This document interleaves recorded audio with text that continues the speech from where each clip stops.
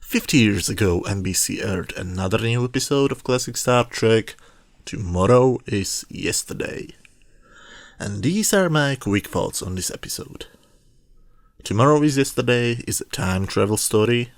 Time travel stories are very hard to do. I was surprised to find out that too many people have problems to even understand the concept and what problems does it bring. And unfortunately, not only the audience, but also the writers have pretty often a problem with this concept.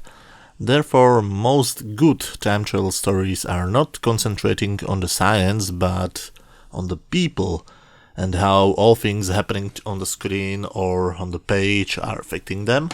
Star Trek has done several great time travel stories, for example, The City on the Edge of Forever, or The Voyage Home, just to mention two really great stories.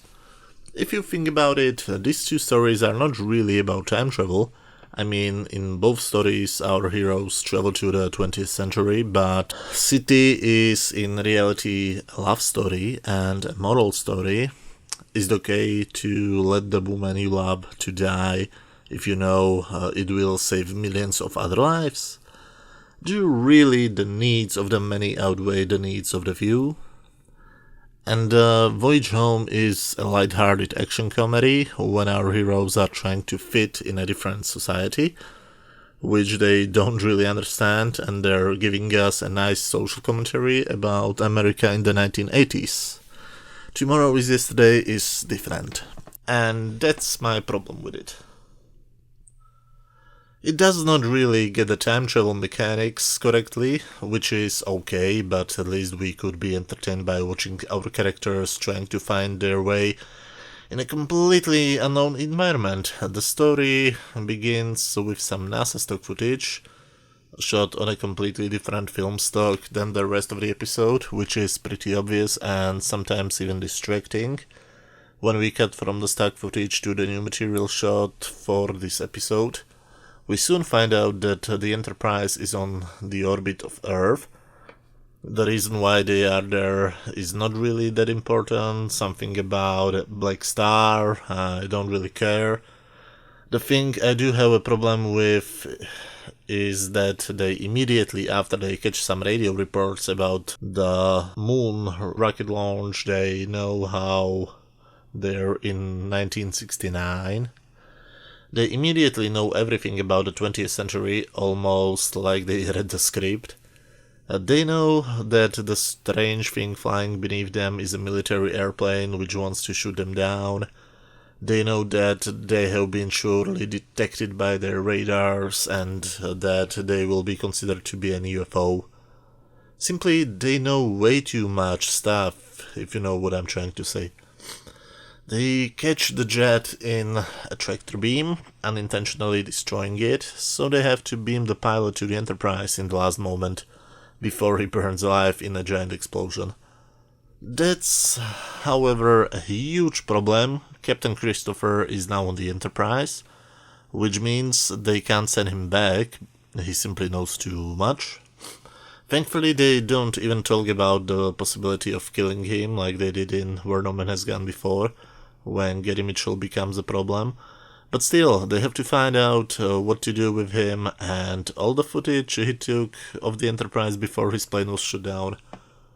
Spock and Scotty come with an idea about how to get back to the 23rd century using the slingshot effect from the Naked Time, but still they have to find a way how to get Christopher back.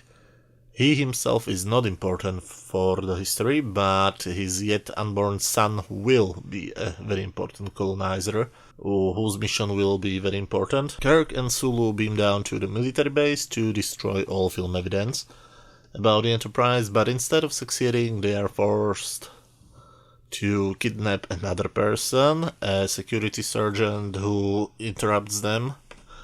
This one is, however, not a problem. He's way too scared to even move, and it gets worse.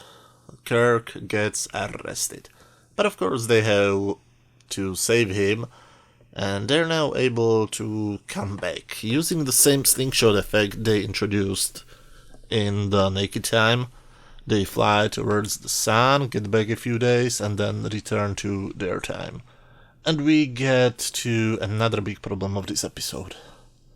They need Captain Christopher to return home without him knowing anything about his visit on the Enterprise.